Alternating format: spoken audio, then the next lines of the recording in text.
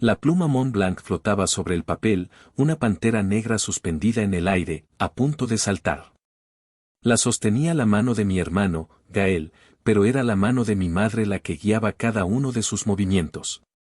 Yo observaba desde mi rincón de siempre, de pie, con los brazos cruzados, un espectro en la sala de juntas que mi propio sudor había ayudado a construir.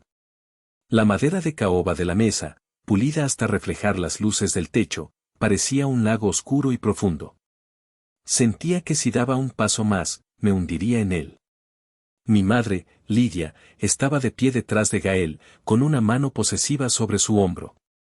Su rostro, habitualmente una máscara de control sereno, hoy resplandecía con un orgullo feroz, casi primitivo.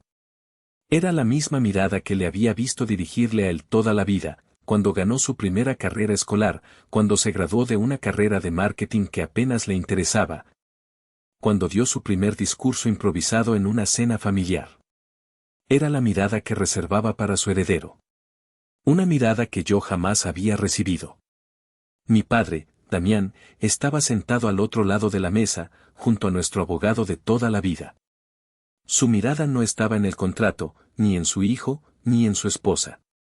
Estaba fija en el vaso de whisky que tenía delante, como si contuviera las respuestas a preguntas que no se atrevía a formular en voz alta.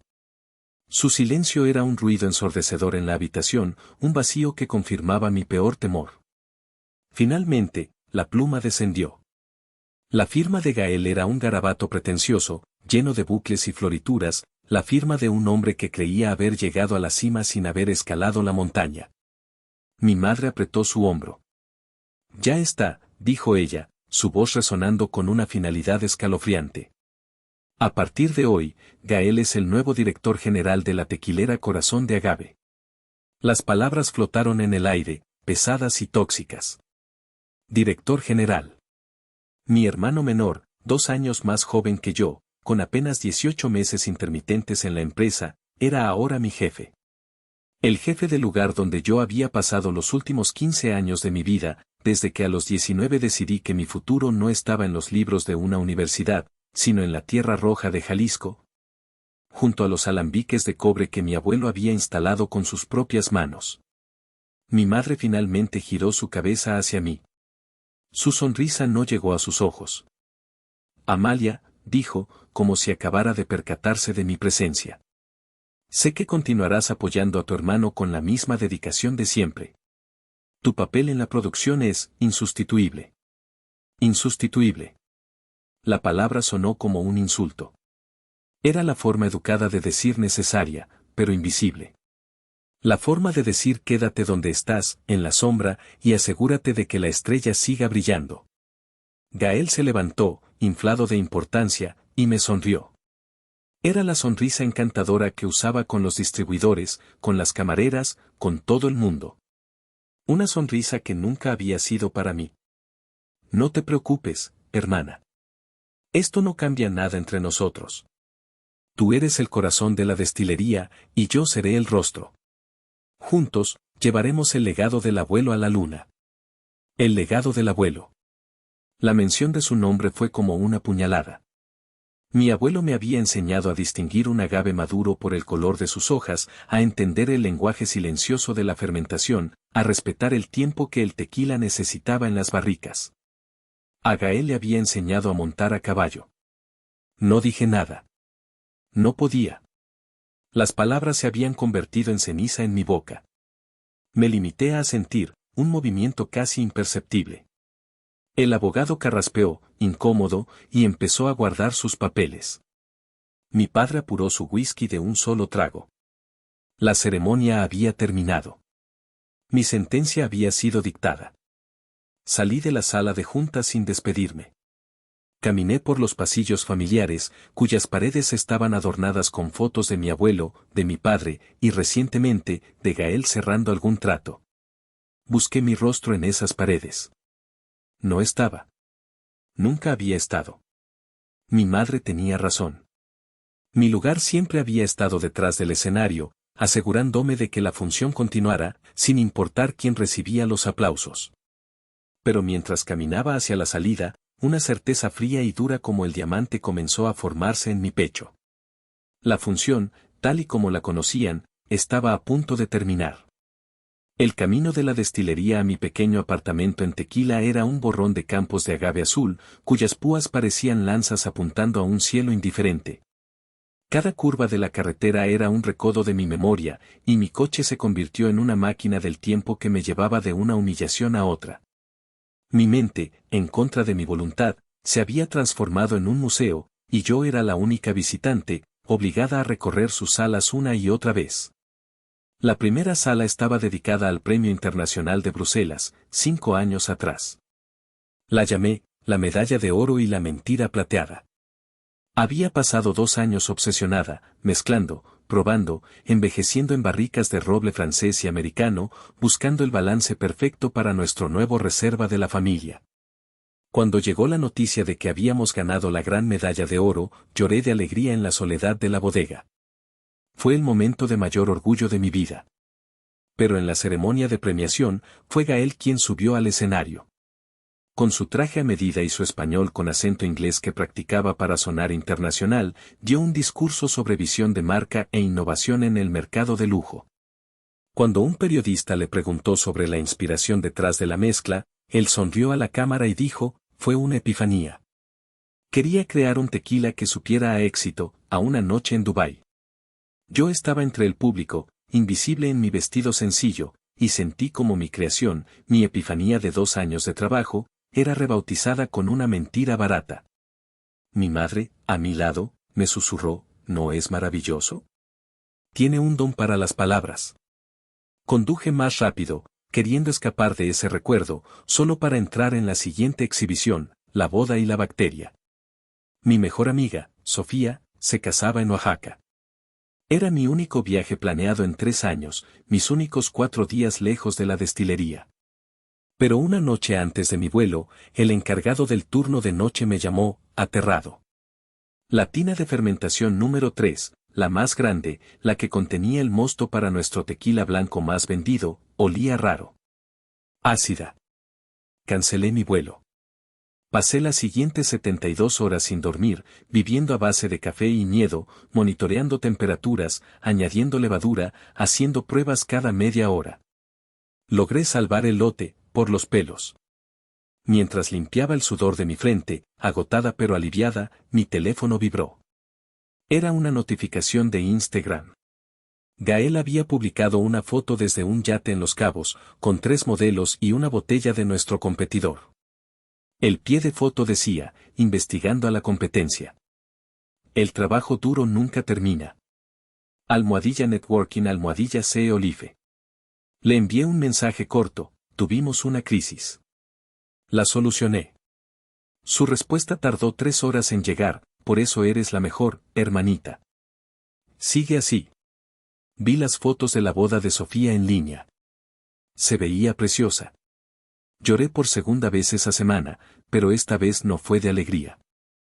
El último recuerdo, el más antiguo y doloroso, me asaltó justo cuando llegaba a mi calle. La sala se llamaba, El legado y la sentencia. Tenía 15 años. Mi abuelo me llevaba de la mano por los campos de agave. Me enseñó a clavar la coa de Jime en la base de la piña con un solo golpe certero. Esto, Amalita, me dijo, con su voz ronca y cálida, es el corazón de todo. La tierra te habla a través de la planta. Tienes que aprender a escucharla. Yo lo escuchaba, fascinada. Mi madre nos observaba desde la terraza de la hacienda. Cuando nos acercamos, me tomó del brazo, sacudiéndome el polvo de la ropa. Ya basta de juegos, Amalia. Estás toda sucia, me dijo. Luego se giró hacia mi abuelo. Papá, no la animes. Su lugar no está en el campo como una jornalera. Para eso tenemos gente.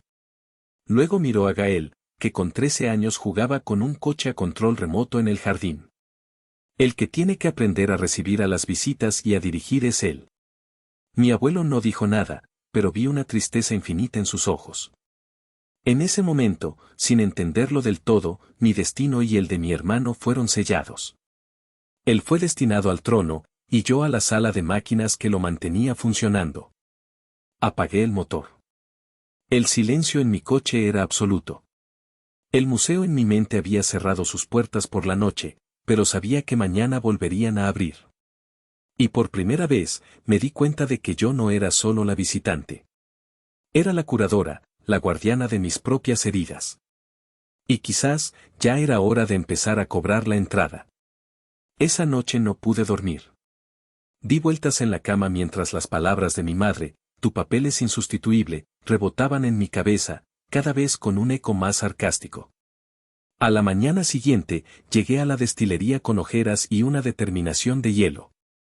Los encontré a los tres en la oficina principal, la que había sido de mi abuelo, mi madre revisando unos balances, mi padre sirviéndose café y Gael, mi hermano, sentado en la silla de cuero que aún guardaba la forma del cuerpo de mi abuelo. Sentí una náusea amarga. Necesitamos hablar, dije, mi voz más firme de lo que esperaba. Mi madre levantó la vista de sus papeles, con una expresión de ligera impaciencia. ¿Ocurre algo en la planta, Amalia? La planta está bien.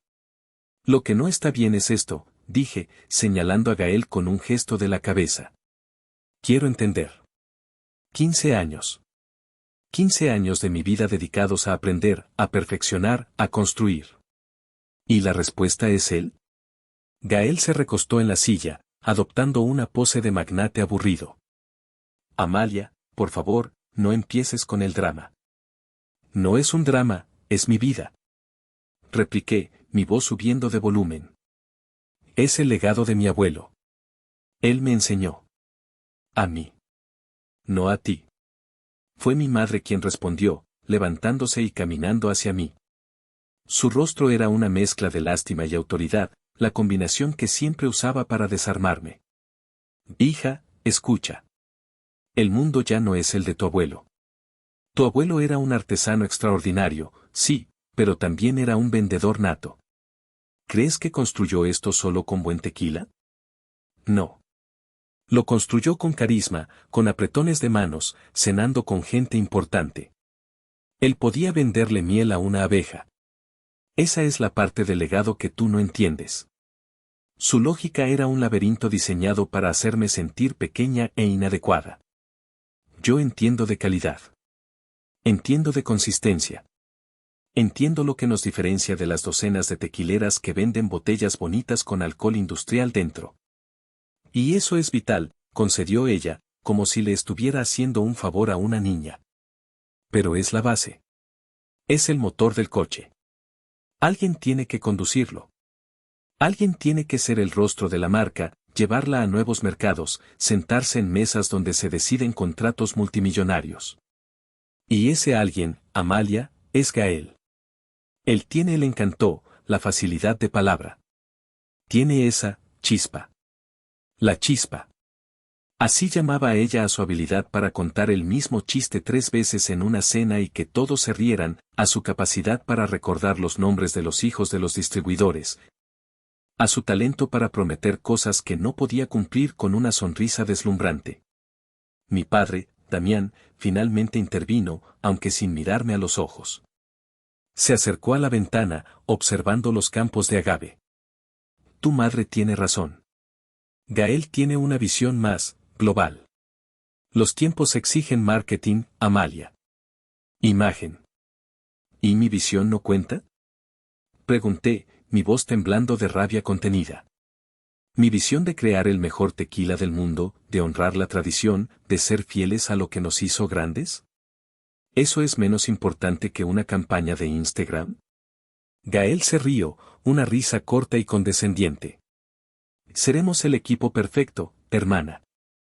Un cerebro y una cara bonita. Dijo, señalándose a sí mismo con el pulgar. Tú haces la magia en los alambiques y yo la convierto en dinero. Ganar, ganar. Un cerebro y una cara bonita. Me redujo a una función, a una pieza de la maquinaria. En ese instante, la tristeza que me había ahogado durante 24 horas se evaporó, y en su lugar quedó un vacío frío y sereno. Comprendí. Comprendí que no importaba cuánto trabajara, cuánto me sacrificara, cuánto demostrara. A sus ojos, yo siempre sería la hija funcional, la trabajadora fiable, la hermana que se quedaba en la sombra. Y él siempre sería el sol. Me di la vuelta. ¿A dónde vas? Preguntó mi madre, su tono volviéndose autoritario. A mi puesto, dije, sin mirarla. A la sala de máquinas. Hacer el cerebro. Es lo que querían, ¿no? Caminé hacia la puerta, y por primera vez, sus lógicas retorcidas ya no me afectaban. Habían construido una jaula para mí, pero acababan de darme la llave. Pensaban que yo trabajaba por lealtad, por amor, por el apellido. Estaban a punto de descubrir que, sin respeto, todas esas cosas no eran más que cadenas oxidadas. Y yo acababa de romper la primera. La puerta de mi apartamento se cerró detrás de mí con un sonido sordo y definitivo. El silencio me recibió como un viejo amigo. Durante años, este lugar había sido poco más que un dormitorio, un sitio donde caía rendida después de jornadas de 12 o 14 horas, para despertar antes del amanecer y volver a empezar. Las paredes estaban casi desnudas, los muebles eran funcionales, impersonales. No era un hogar, era una estación de servicio para mi cuerpo. Ignoré las 3 llamadas perdidas de mi madre y el mensaje de Gael que decía, anímate. Mañana celebramos mi nombramiento. Puse el teléfono en modo avión. El mundo exterior, con sus demandas y sus decepciones, dejó de existir. Caminé hacia la pequeña vitrina de madera que había en la sala. Dentro, junto a un par de libros de química orgánica y destilación, descansaba el único objeto que realmente me importaba. La coa de Jime de mi abuelo. No era una pieza de exhibición, estaba usada, gastada. El mango de madera de mezquite estaba pulido por décadas de sudor y trabajo, y la hoja de acero circular tenía muescas y cicatrices, cada una contando la historia de la cosecha de un agave. La saqué con cuidado. El peso se sentía familiar en mis manos. Era un peso honesto, el peso del trabajo real. Olía a tierra, a agave crudo, a generaciones de esfuerzo. Mi abuelo me la había regalado en mi 18º cumpleaños. Esto no es una herencia, Amalita, me había dicho. Es una responsabilidad. La responsabilidad de nunca olvidar de dónde venimos. Y mi familia lo había olvidado. Lo habían cambiado por trajes caros y discursos vacíos. Habían cambiado la coa por una pluma Mont Blanc. Sosteniendo la herramienta de mi abuelo, tomé una decisión. No iba a renunciar. Renunciar era lo que ellos, en el fondo, esperaban. Sería la reacción emocional y dramática que le atribuirían a una mujer despechada. Les daría la razón, la excusa perfecta para decir, ¿ven? No estaba preparada para liderar. No. Me quedaría. Pero no la Amalia que ellos conocían. Esa Amalia, la que respondía llamadas a las 3 de la madrugada por una fluctuación de temperatura, la que sacrificaba sus fines de semana para supervisar una molienda. La que se quedaba hasta la medianoche cuadrando inventarios porque nadie lo hacía como ella, esa Amalia había muerto ayer en la sala de juntas. En su lugar, nacería una nueva Amalia. Una empleada. Con la coa aún en mis manos, caminé hacia mi portátil. Lo abrí y, con una determinación que me sorprendió, empecé a teclear. Desinstalé la aplicación de correo del trabajo de mi teléfono. Salí del grupo de WhatsApp Familia Rivera Global donde se discutían estrategias a todas horas. Accedí a mi calendario laboral y borré todas las reuniones y recordatorios que estaban fuera del horario de 9 de la mañana a 5 de la tarde. Luego, abrí una nueva pestaña y busqué clases de alfarería en Guadalajara. Siempre había querido hacerlo, sentir la arcilla girar bajo mis dedos, crear algo por puro placer, no por obligación. Encontré un taller que tenía clases los martes y jueves por la tarde. Me inscribí. Por último, miré la coa de mi abuelo. Ya no la veía como una responsabilidad hacia ellos, sino como una responsabilidad hacia mí misma, hacia el legado real de trabajo y dignidad. La coloqué de nuevo en la vitrina, pero esta vez no parecía un objeto de museo. Parecía un arma. Un voto de silencio había sido hecho. No un silencio de sumisión, sino un silencio de observación. Iba a quedarme, sí. Iba a trabajar, sí. Pero solo haría mi trabajo. El trabajo por el que me pagaban un sueldo, no el trabajo que me costaba la vida. Iba a dejar que el peso de todas las horas extra, de todas las responsabilidades no escritas, de todo el esfuerzo invisible que yo cargaba, cayera de nuevo sobre la empresa. Y esperaría. Con la paciencia que la tierra le había enseñado a mi abuelo, y que mi abuelo me había enseñado a mí. Esperaría a ver cuánto tiempo tardaba el castillo de naipes en derrumbarse. El lunes siguiente marcó el comienzo de la nueva era, tanto para la tequilera Corazón de Agave como para mí. Entré por la puerta a las 9:02 de la mañana, con un café de una pequeña cafetería local en la mano, no el termo de café quemado que solía preparar a las 5:30 de la mañana. La recepcionista, una mujer que llevaba 20 años en la empresa, me miró con los ojos abiertos como platos. Señorita Amalia, ¿todo bien? Pensé que le había pasado algo. Todo perfecto, Carmen. Simplemente decidí disfrutar de la mañana, le dije con una sonrisa que se sentía extrañamente genuina. Mi oficina, que normalmente a esa hora ya era un hervidero de actividad, estaba en silencio. Encendí mi ordenador y empecé a revisar mis correos, priorizando con una calma metódica.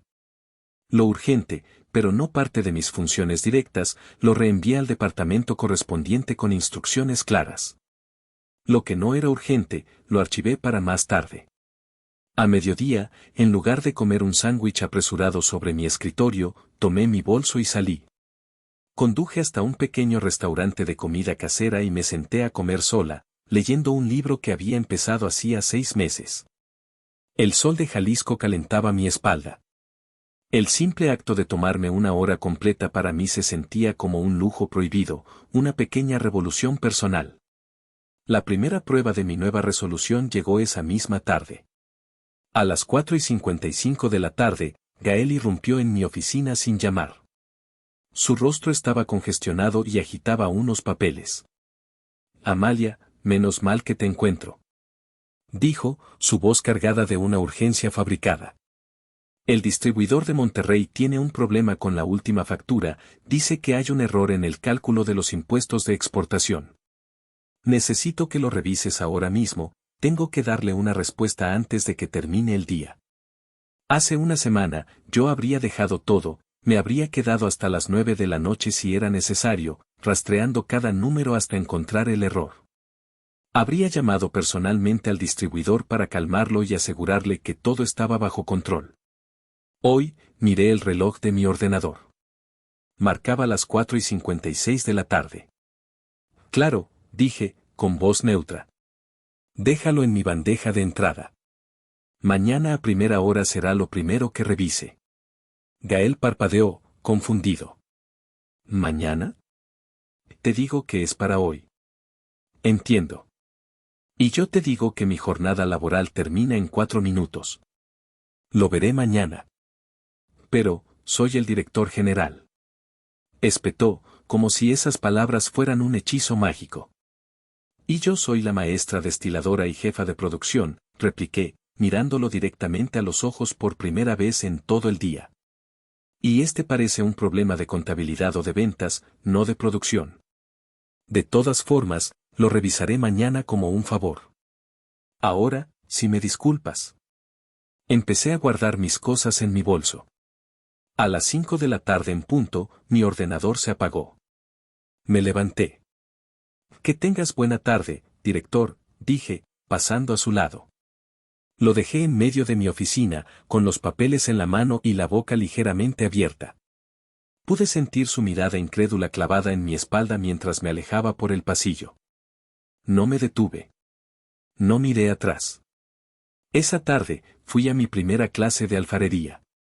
Al principio, mis manos, acostumbradas a la precisión de los instrumentos de laboratorio, se sentían torpes con la arcilla húmeda y maleable.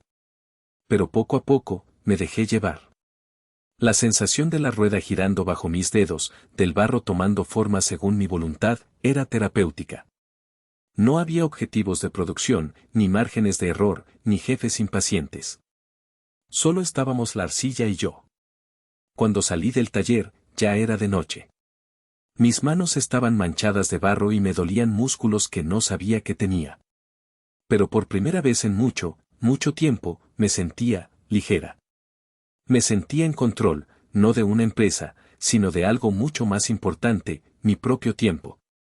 La nueva normalidad había comenzado, y olía a arcilla fresca y a libertad. Pasaron 3 semanas de una calma tensa. Yo cumplía mi horario a rajatabla. Mi trabajo dentro de esas 8 horas era impecable. Optimizaba los procesos, supervisaba la calidad, entregaba mis informes a tiempo. Era la empleada modelo. Ni un minuto más, ni un minuto menos. Gael, por su parte, se dedicaba a lo que mejor sabía hacer, reuniones, almuerzos largos y brainstormings para rediseñar la etiqueta de la botella, un proyecto que consideraba de máxima prioridad.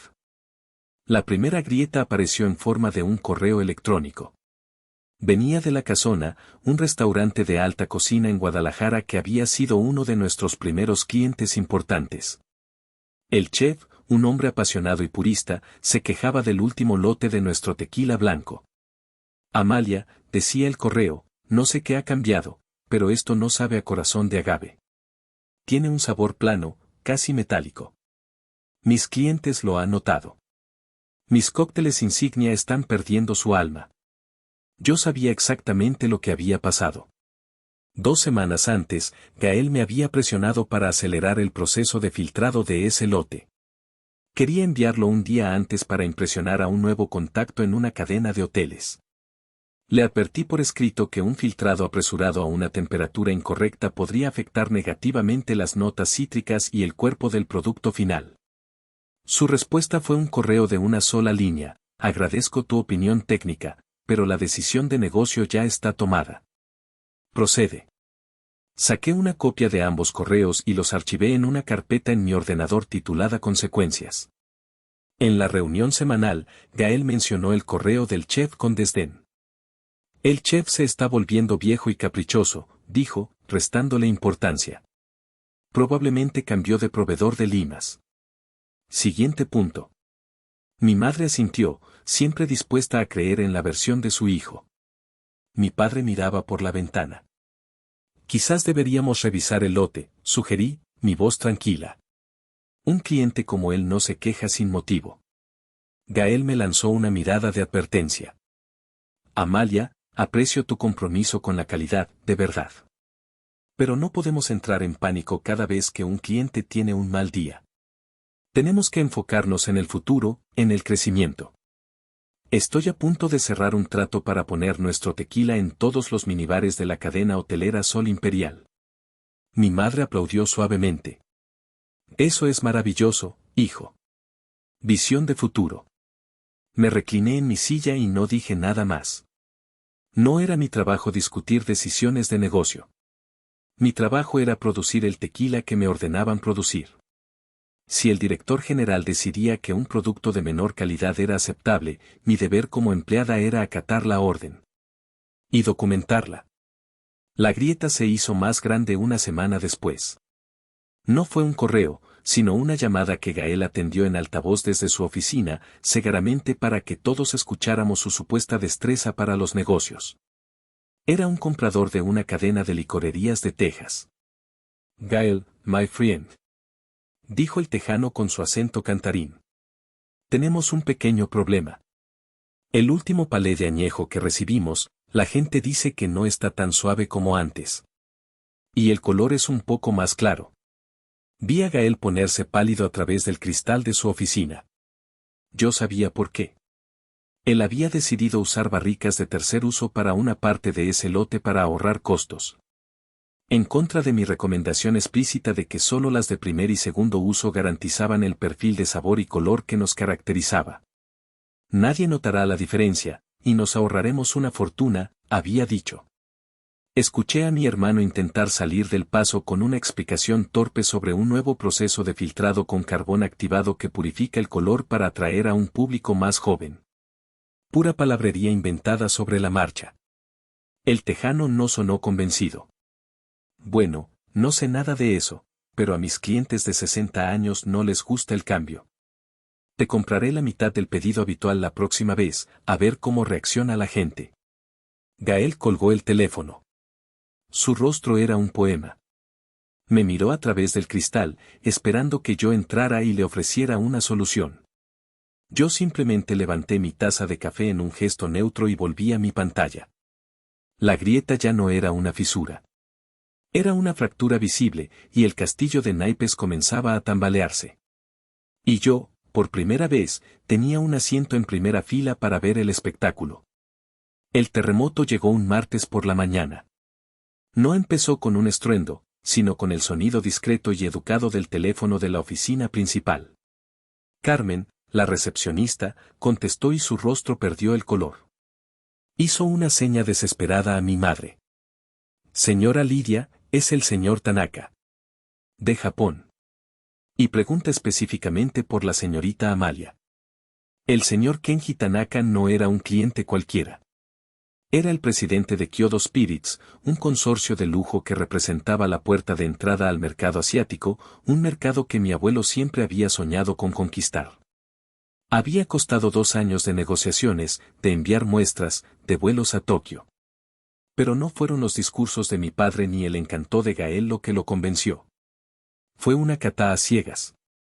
El señor Tanaka, un hombre que podía detectar una mala destilación a 10 pasos de distancia, eligió nuestro reserva de la familia entre otros 20 tequilas de alta gama.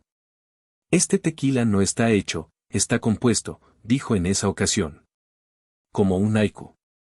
El contrato que firmamos, por un valor de 250 millones de pesos a lo largo de 5 años, era el más grande de nuestra historia. Y dependía de una cláusula muy específica: la calidad y el perfil de sabor del producto suministrado deberán ser consistentes con la muestra original, cuya producción fue supervisada personalmente por la maestra destiladora, la señorita Amalia Rivera. Mi madre tomó la llamada, su voz un poco temblorosa. Señor Tanaka, qué gusto saludarlo. Soy Lidia Rivera. Amalia está en una reunión, pero yo puedo ayudarlo. Hubo una pausa. Luego, aunque yo estaba en mi oficina, pude escuchar el tono frío y cortante de la voz del señor Tanaka a través del auricular.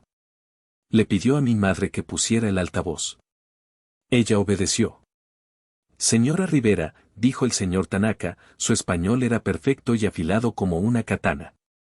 Recibí ayer la primera muestra producida bajo la nueva dirección de su hijo. Quiero informarle que es, sin la menor duda, una sombra de su antiguo ser. El aroma a agave cocido es débil, las notas de vainilla y caramelo del añejamiento son casi imperceptibles y tiene un final alcohólico que resulta vulgar. Mi madre balbuceó algo sobre nuevos procesos de optimización. No me hable de optimización, la cortó el señor Tanaka. Hábleme de calidad. Mi negocio se basa en la confianza. Mis clientes confían en que yo les ofrezco lo mejor del mundo. Y esto, hizo una pausa que pareció durar una eternidad, no lo es. Gael, que había entrado corriendo en la oficina, tomó el teléfono. Señor Tanaka, soy Gael Rivera. Le aseguro que es solo un pequeño ajuste. El próximo lote será perfecto, lo supervisaré personalmente. La respuesta del señor Tanaka fue letal. ¿Usted? Señor Rivera, con todo respeto, su experiencia es en marketing. Yo no firmé un contrato con un eslogan publicitario, firmé con un legado de calidad que, hasta ahora, su hermana representaba. El silencio en la oficina era tan denso que se podía cortar con un cuchillo.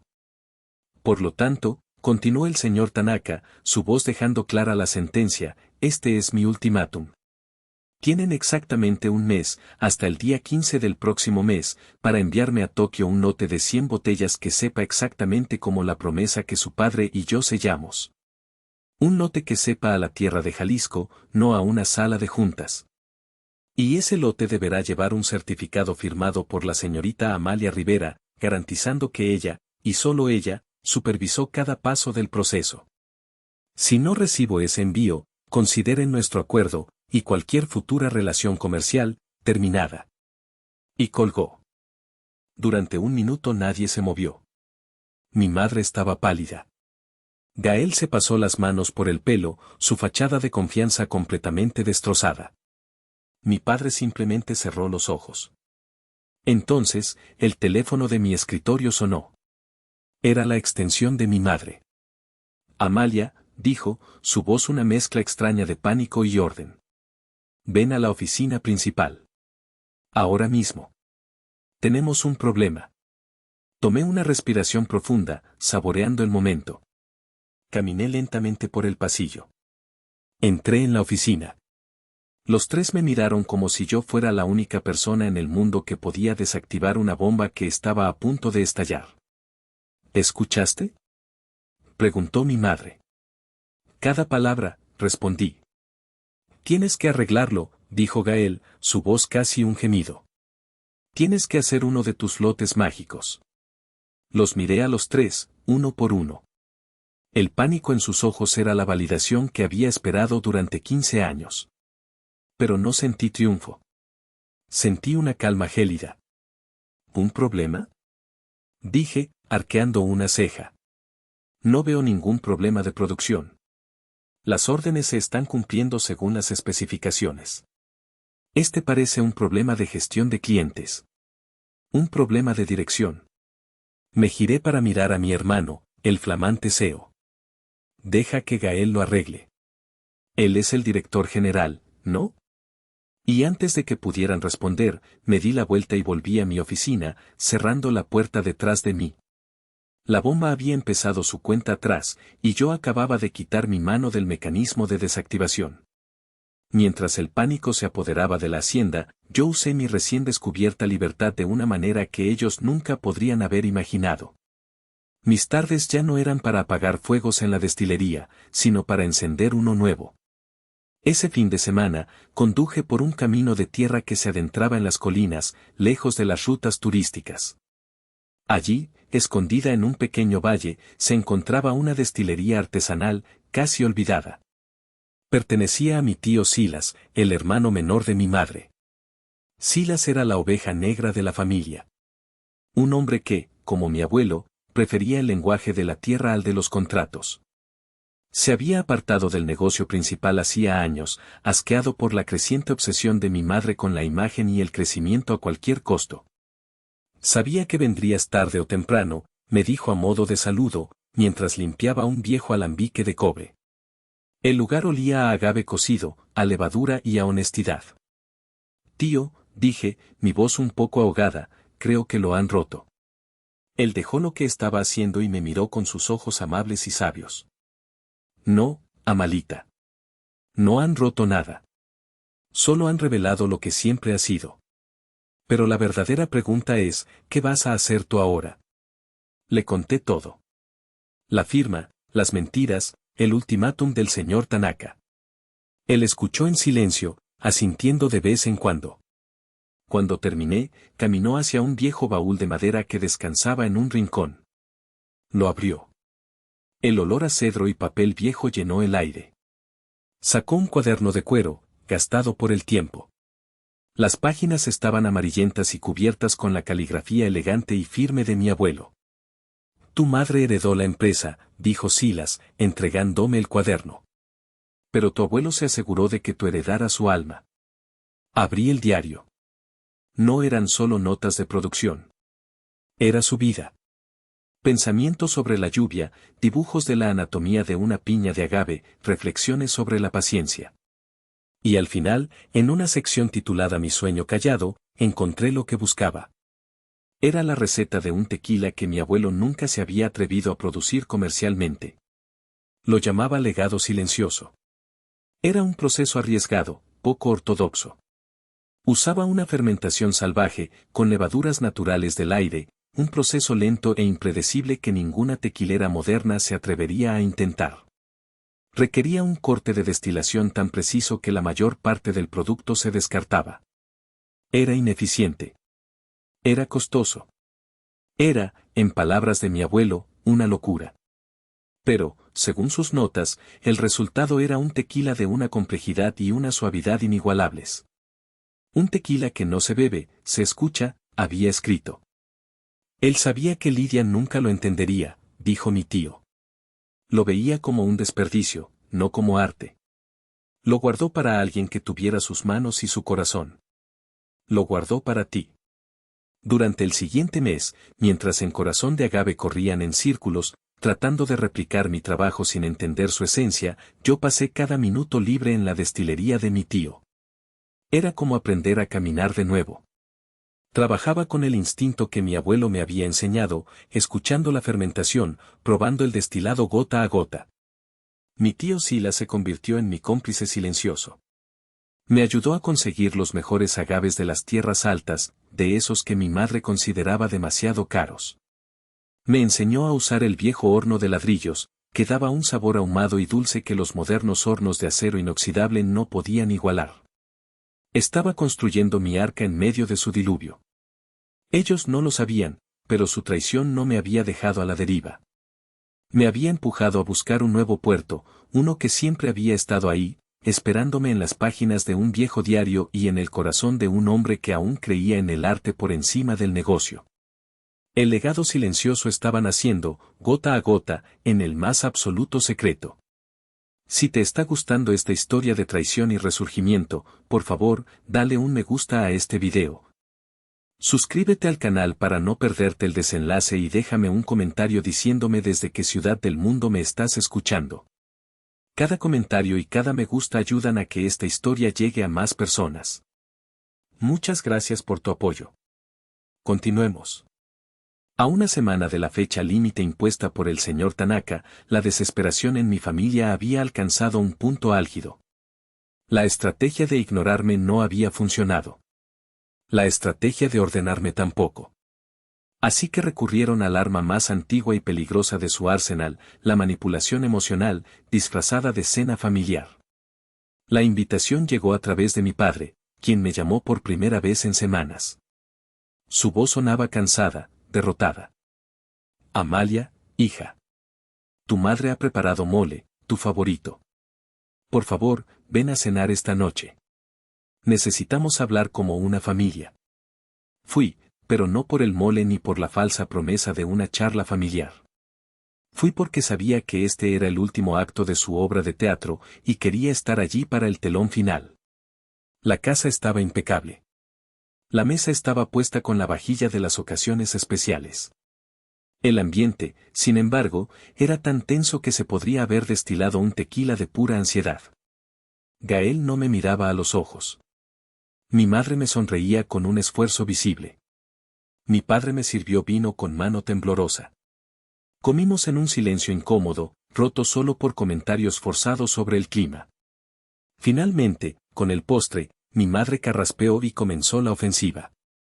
Amalia, empezó, su tono suave y maternal. Sabemos que hemos estado bajo mucho estrés últimamente. Quizás no manejamos las cosas de la mejor manera. Gael, siguiendo el guión, añadió, te necesito, hermana. Lo admito. Estoy perdido en la parte técnica. Eres indispensable para nosotros. Era una confesión, sí, pero no una disculpa. Era el reconocimiento de mi utilidad, no de mi valor. Mi padre continuó. Hemos estado hablando. Y hemos decidido hacerte una nueva oferta. Queremos nombrarte directora de operaciones, con un asiento en el consejo. Y un aumento del 50% en tu sueldo. La oferta quedó flotando en el aire entre nosotros. Era generosa. Era más de lo que muchas personas soñarían. Pero para mí, era un insulto envuelto en seda. Me ofrecían una jaula más grande, con barrotes de oro, pero seguía siendo una jaula. El poder real, el título de CEO, la última palabra, seguiría siendo de Gael. Tomé un sorbo de vino, lentamente. Los miré a los tres. Sus rostros expectantes, ansiosos. Esperaban mi gratitud, mi alivio, mi capitulación. Aprecio la oferta, dije, mi voz calmada. Es muy generosa. Pero tengo una pregunta. Si acepto, ¿quién tomará la decisión final si mi opinión técnica choca con la visión de negocio de Gael? Mi madre no dudó.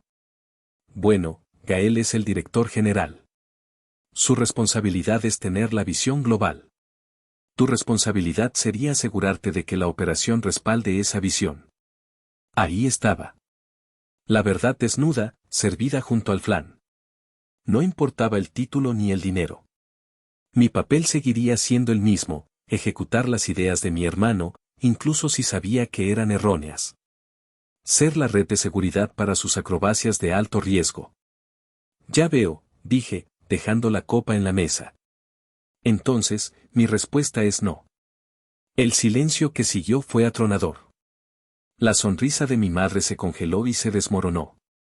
Gael me miró con incredulidad y una creciente ira. Mi padre hundió el rostro entre sus manos. ¿No? Repitió mi madre, como si no entendiera la palabra. ¿Después de lo que te ofrecemos? ¿Es por orgullo? No es orgullo, mamá. Es respeto propio, repliqué, levantándome de la silla. Me están ofreciendo un sueldo más alto por seguir siendo su empleada de confianza. Y he decidido que mi tranquilidad vale más que eso. Gracias por la cena. El mole estaba delicioso. Gael se levantó de un salto, golpeando la mesa. ¿Y qué se supone que hagamos ahora? ¿Dejar que la empresa se hunda? ¿Es eso lo que quieres? ¿Destruir el legado de tu abuelo por un berrinche? Me giré en la puerta y lo miré fijamente. Tú destruiste el legado de mi abuelo el día que aceptaste un puesto para el que no estabas calificado. Yo solo estoy dejando que las consecuencias sigan su curso natural. Salí de la casa sin mirar atrás, dejando atrás el olor a mole y a desesperación. Mientras conducía bajo el cielo estrellado de Jalisco, no sentí ni una pizca de duda. Habían intentado comprar mi obediencia.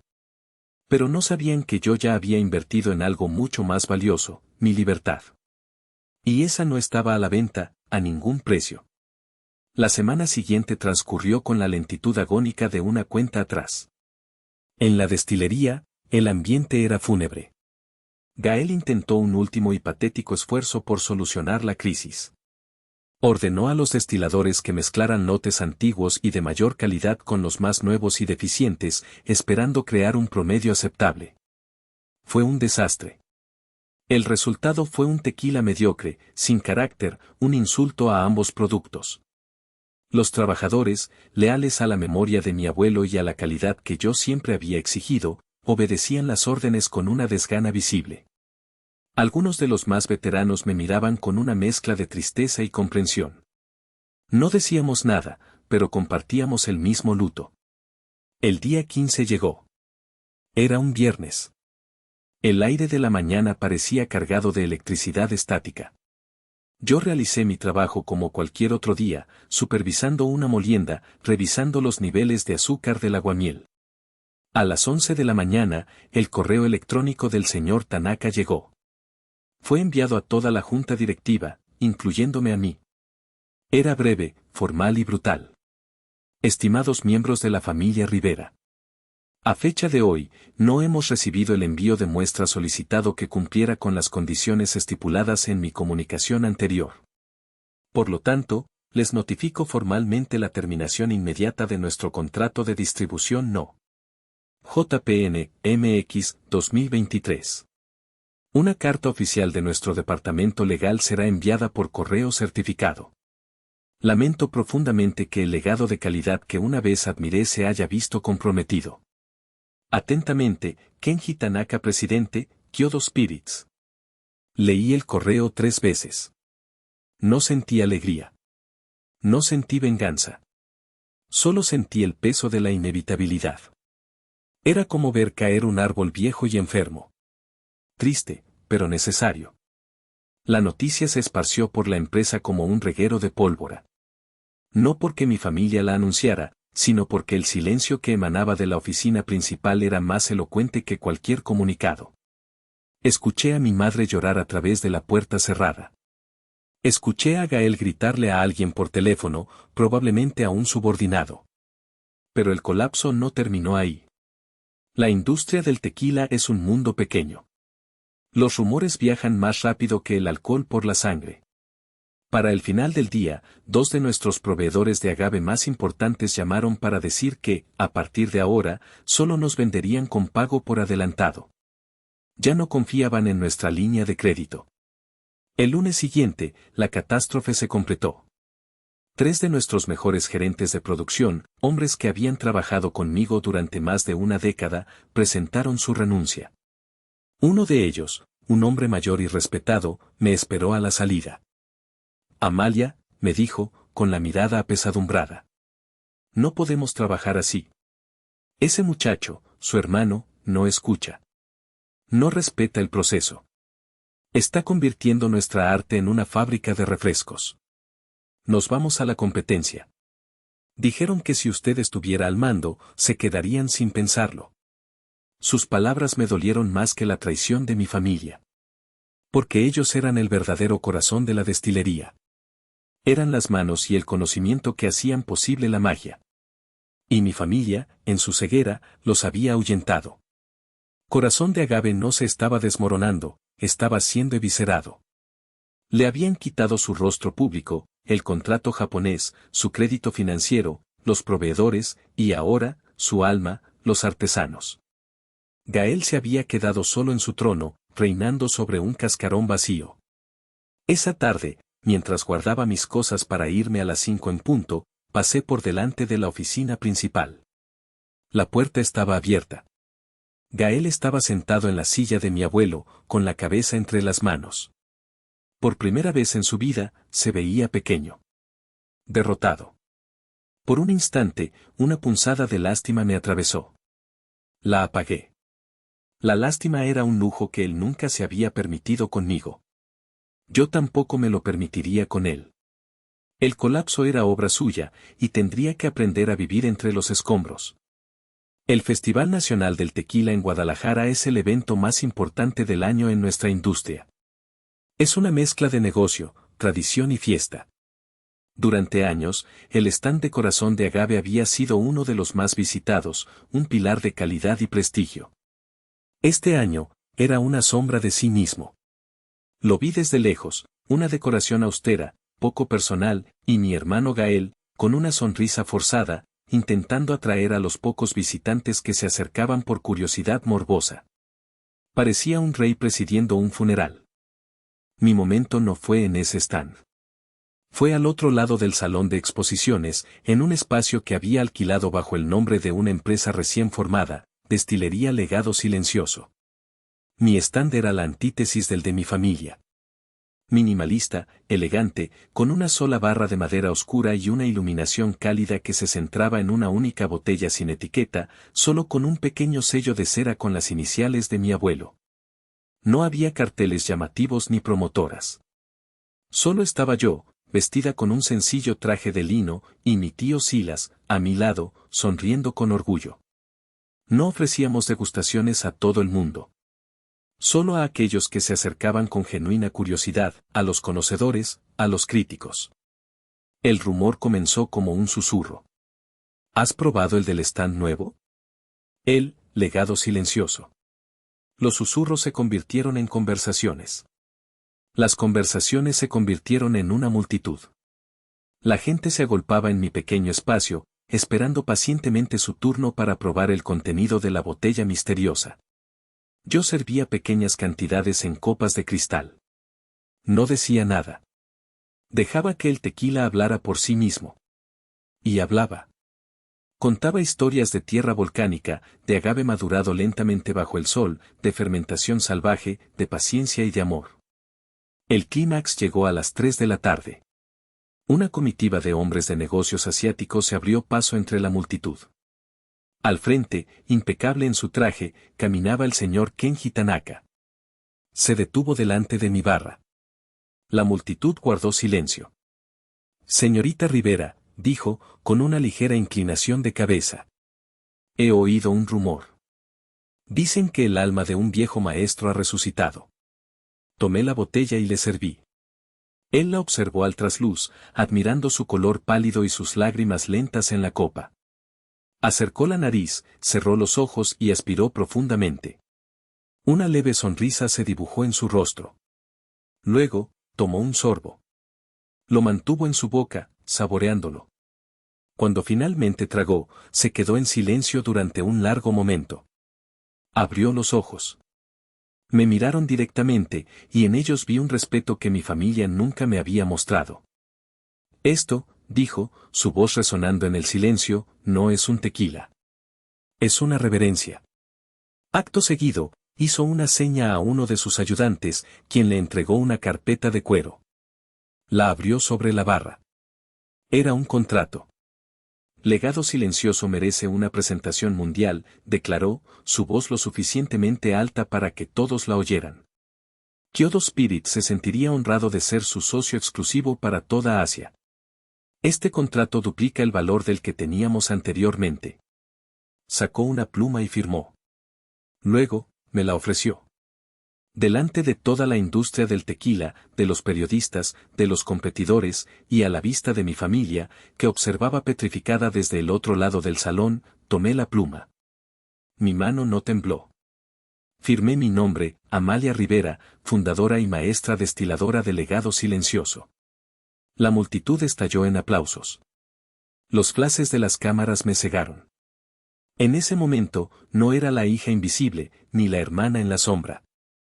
Era la reina.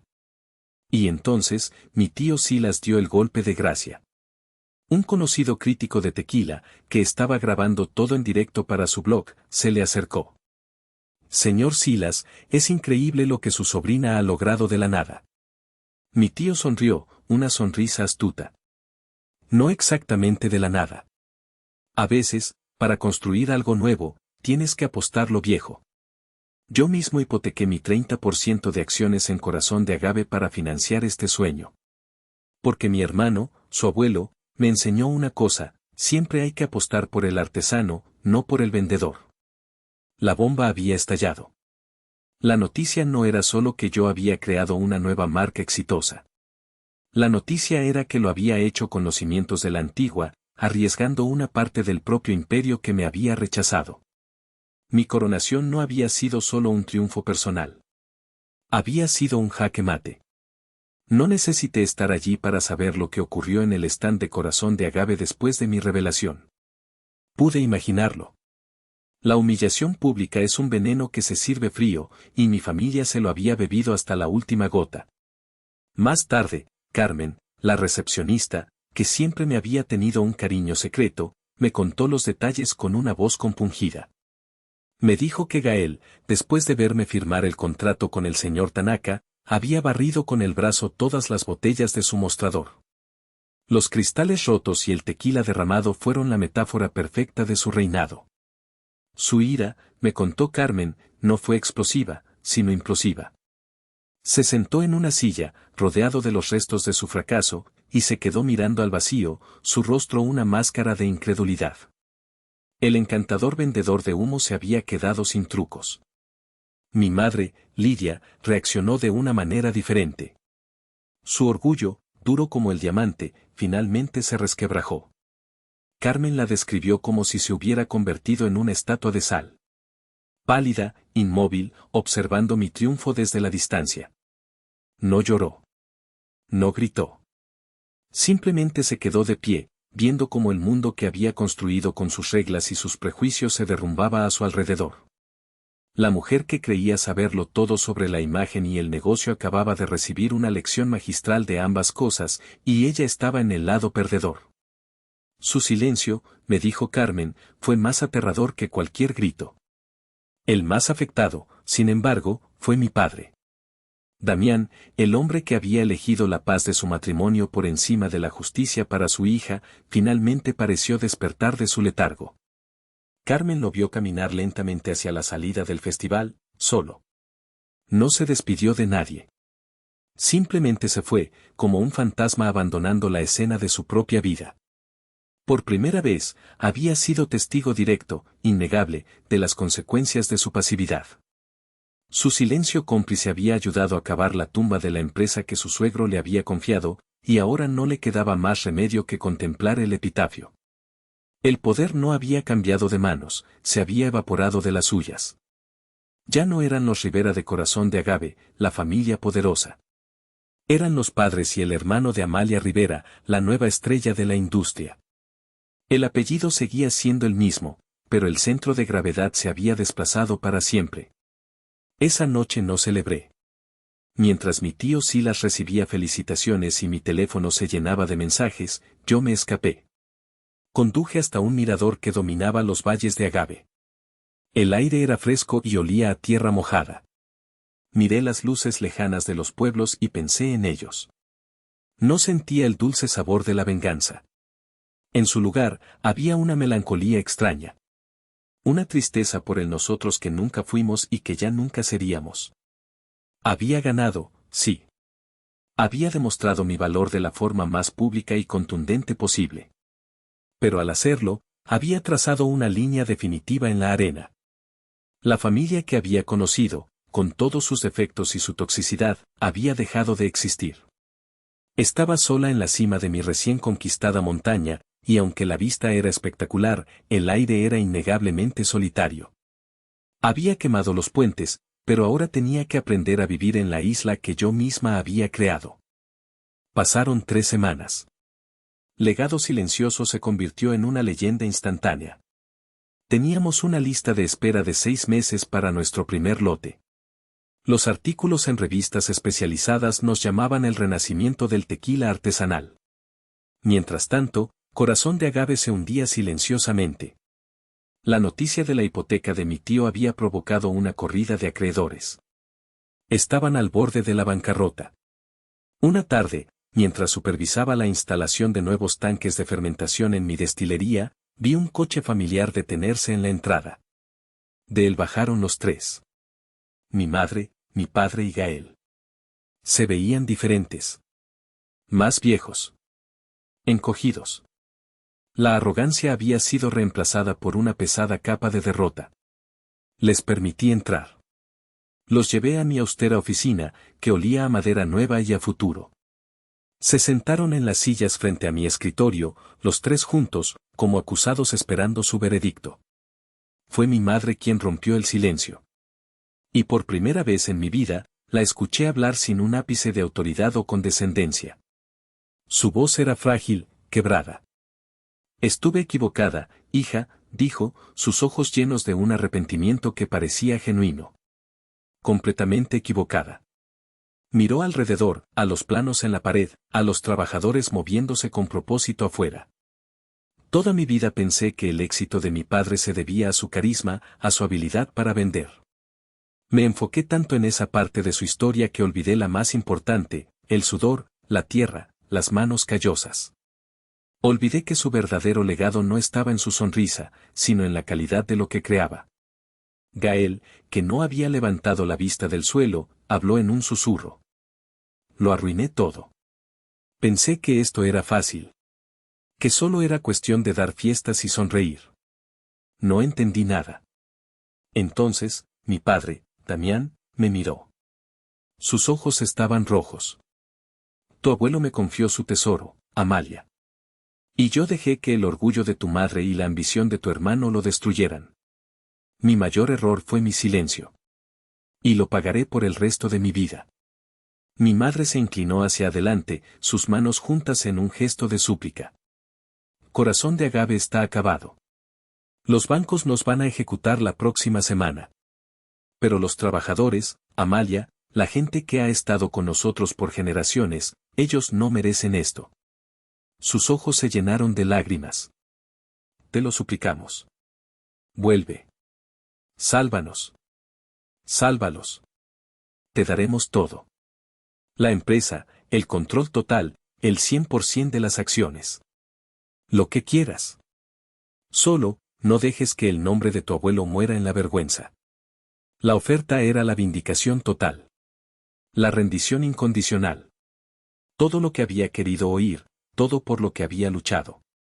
Me lo estaban entregando en una bandeja de plata, manchada por sus lágrimas. Hace meses, esta escena habría sido el clímax de mis sueños de revancha. Pero ahora, viéndolos allí, despojados de su orgullo, rotos, no sentí triunfo. Vi a 3 personas que habían perdido su camino, cegados por sus propias inseguridades y sus ideas equivocadas. Vi a mi familia. Y supe que mi respuesta no podía nacer de la ira del pasado, sino de la fuerza del presente.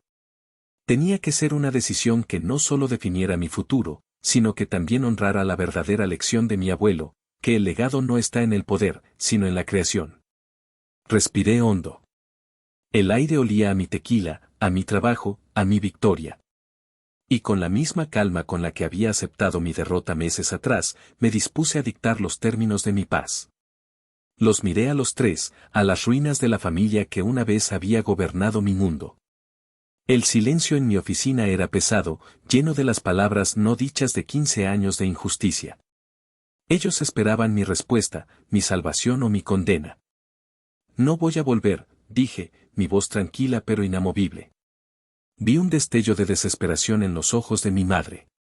Gael se encogió aún más en su silla. Pero, continué, antes de que pudieran protestar, tampoco voy a dejar que el legado de mi abuelo se convierta en un estacionamiento o en una bodega de otra corporación. Me levanté y caminé hacia la ventana. Afuera, mis campos de agave se extendían bajo el sol. Mi tierra. Mi futuro. Esta es mi oferta. No voy a tomar el control de Corazón de Agave. Esa empresa, con sus deudas y su reputación manchada, está muerta. Voy a dejar que muera. Me giré para enfrentarlos. Sin embargo, Legado Silencioso está creciendo. Necesito expandirme. Necesito más tierras, más capacidad de destilación. Así que haré una oferta formal a los bancos para comprar los activos físicos de Corazón de Agave, la tierra, la destilería, el equipo.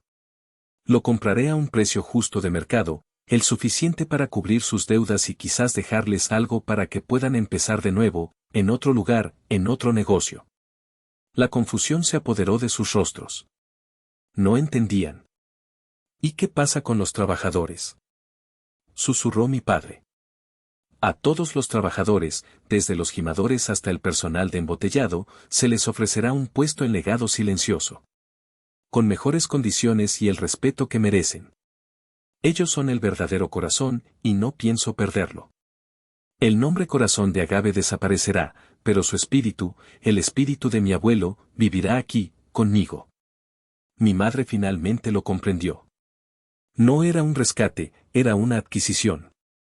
Una absorción.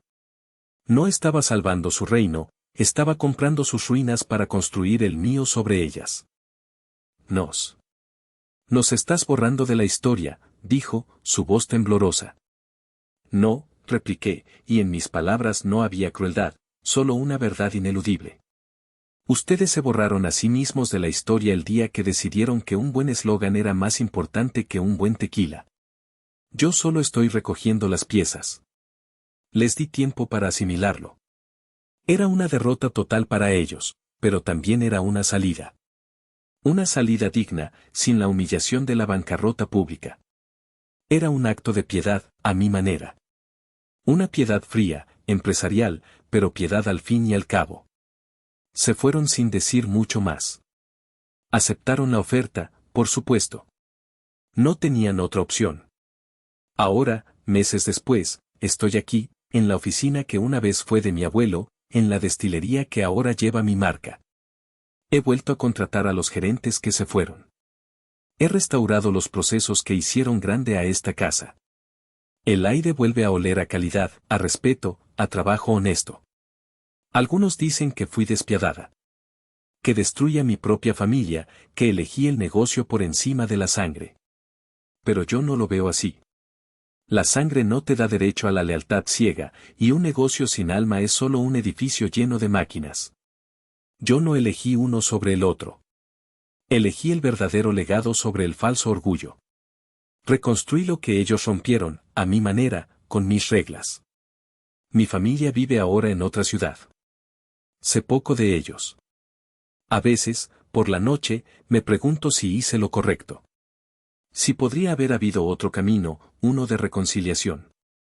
Pero entonces, por la mañana, camino por la destilería, saludo a los trabajadores que sonríen con orgullo, y pruebo el tequila que fluye de los alambiques, y sé la respuesta. Así que ahora les pregunto a ustedes, los que han escuchado mi historia. Viendo todo lo que pasó, desde la traición hasta mi decisión final, ¿hice lo correcto? Gracias por haber llegado hasta el final de mi historia. Si te ha conmovido, te ha hecho enojar o simplemente te ha entretenido, te agradecería mucho que le dieras un me gusta a este video, lo compartieras con alguien a quien creas que le pueda interesar y, si aún no lo has hecho, te suscribieras al canal para no perderte ninguna de las historias que están por venir. Tu apoyo es lo que hace posible que estas voces sean escuchadas. Muchas gracias.